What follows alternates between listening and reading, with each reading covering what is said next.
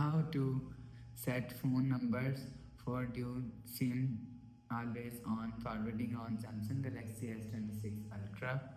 Let's start the video. First of all, go to app library. Here click on settings app. Now in setting, scroll on and you will see first option is connections.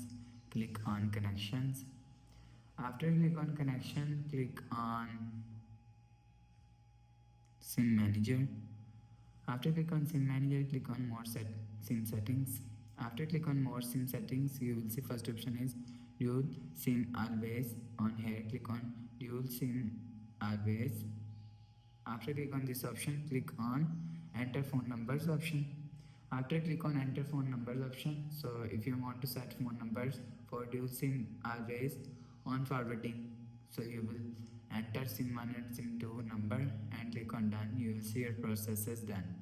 After the process, go back to home screen.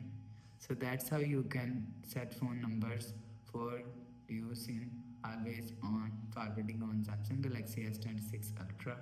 If you like the video, please subscribe. Thanks for watching.